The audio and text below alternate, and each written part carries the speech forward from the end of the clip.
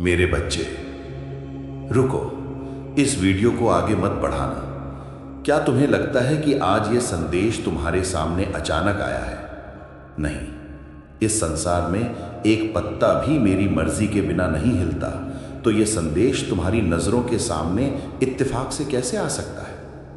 मैंने तुम्हें चुना है, आज, अभी, इसी वक्त। मुझे तुमसे कुछ कहना है। मैं जानता हूं तुम बहुत थक चुके हो, शरीर से नहीं, तुम मन से थक चुके हो।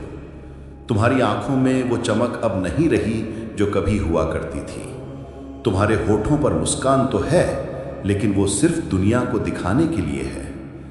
अंदर ही अंदर तुम एक ऐसा युद्ध लड़ रहे हो जिसकी खबर तुम्हारे घर के लोगों को भी नहीं है। आज मैं तुम्हारे उन सभी सवालों का जवाब देने आया हूं जो तुम रोज रात को सोने से पहले मुझसे पूछते हो। तुम पूछते हो ना कि बाबा, मैं ही क्यों, मेरा इम्तिहान कब खत्म होगा?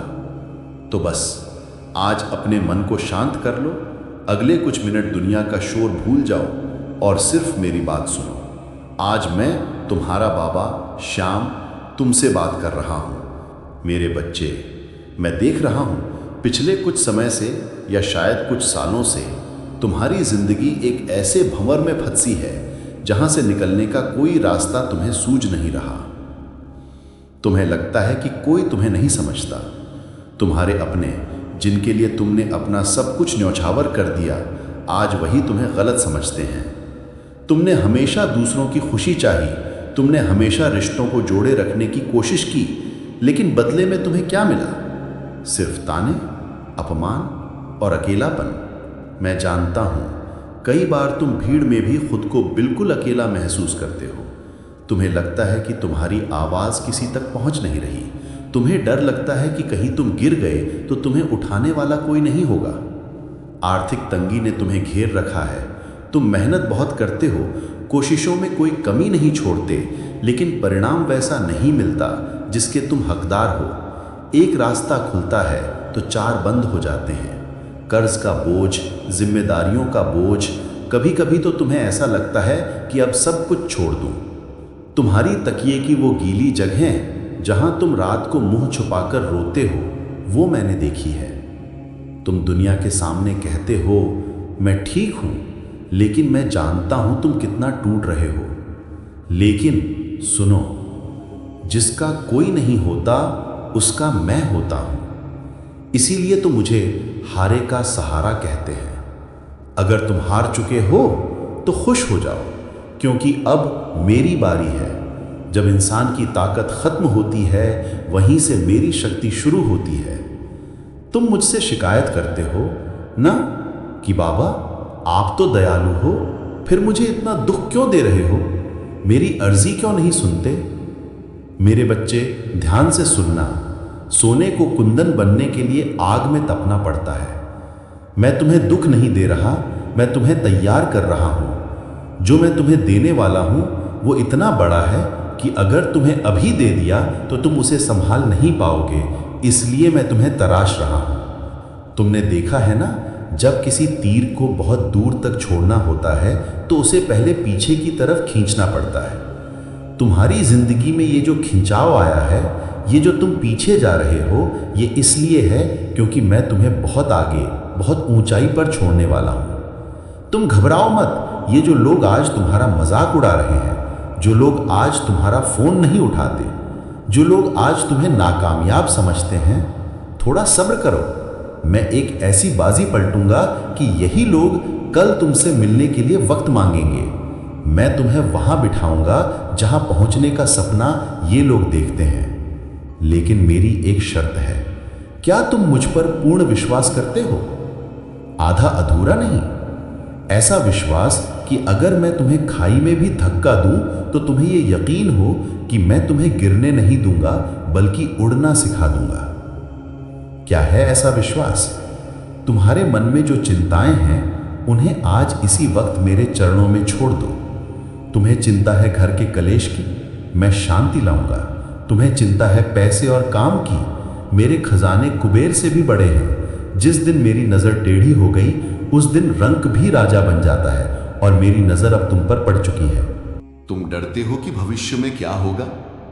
मेरे बच्चे, तेरा भविष्य मैंने अपने हाथों से लिखा है और श्याम अपने भक्त की कहानी का अंत कभी बुरा नहीं लिखता। तुम्हारे जो दुश्मन हैं, जो तुम्हें नीचे गिराना चाहते हैं, उनकी चिंता तुम मत करो। मेरा सुदर्शन चक्र अदृश्य रूप से हमेशा तुम्हारे चारों ओर घूमता है। जो तुम्हारा बुरा चाहेगा उसका हिसाब मैं खुद कर लूंगा। तुम्हें अपनी जुबान गंदी करने की जरूरत नहीं है। तुम सिर्फ मौन रहो और मेरा नाम जपो। तुम्हारा मौन और मेरा एक्शन दुनिया देखेगी। याद रखना, वक्त गूंगा नहीं होता, बस मौन होता है। और जब वक्त बोलता है तो दुनिया सुनती है। तुम्हारा वक्त मैं लाऊंगा। अब जो मैं कहने जा रहा हूं उसे महसूस करना। क्या तुम्हें आजकल मेरे संकेत नहीं मिल रहे? अचानक कहीं से मेरा भजन सुनाई दे जाना, अचानक किसी गाड़ी के पीछे लिखा हुआ मेरा नाम दिख जाना, या फिर आज अचानक YouTube खोलते ही ये वीडियो सामने आ जाना। ये सब इत्तेफाक नहीं है, ये मेरा बुलावा है। ये संकेत है कि बेटा, तेरी फाइल अब मैंने अपने हाथ में ले ली है। अदालत में फैसला आने वाला है और फैसला तेरे हक में होगा। आने वाले 11 दिनों के भीतर तुम्हें एक खुशखबरी मिलेगी। हो सकता है वो कोई रुका हुआ पैसा हो सकता है कोई पुराना बिगड़ा हुआ रिश्ता सुधर जाए, या हो सकता है तुम्हारे स्वास्थ्य में सुधार आए। हवाओं का रुख बदल रहा है। तुम महसूस करो उस ठंडक को जो मैं तुम्हारे जीवन में भेज रहा हूं। अपने घर के मुख्य द्वार पर देखो, मैं अपनी कृपा लेकर खड़ा हूं। बस तुम अपने मन के दरवाजे खोल दो। शक करना छोड़ दो। कैसे होगा ये सोचना मेरा काम है, हो जाएगा ये सोचना तुम्हारा काम है। मेरे बच्चे, अब आंसू पोंछ लो। मुझे तुम्हारे चेहरे पर उदासी नहीं, वो पुरानी वाली मुस्कान चाहिए। आज मुझसे एक वादा करो, अब से तुम डरोगे नहीं। अब से तुम रात को ये सोचकर नहीं सोओगे कि कल क्या होगा। तुम ये सोचकर सोओगे कि मेरा हाथ मेरे श्याम ने पकड़ रखा है। जो होगा बेहतरीन होगा।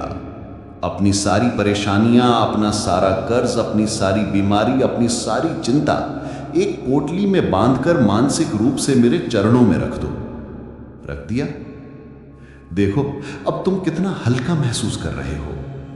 मैं तुम्हारा पिता हूं, मैं तुम्हारी मां हूं, मैं ही तुम्हारा सखा हूं। दुनिया साथ छोड़ दे पर यह खाटू वाला साथ नहीं छोड़ेगा। जाओ अब एक नई शुरुआत करो। जीत तुम्हारी ही होगी, क्योंकि तुम्हारे सर पर हाथ मेरा है। अगर तुम्हें इस संदेश पर भरोसा है तो कमेंट में अपनी हाजिरी लगाओ। लिखो, मेरा विश्वास मेरा श्याम, ताकि मुझे पता चले कि मेरी आवाज मेरे किस बच्चे तक पहुंची है। खुश रहो, आबाद रहो। मैं तुम्हारे साथ हूं, हमेशा, हर पल। जय श्री श्याम। हारे का सहारा बाबा श्याम हमारा।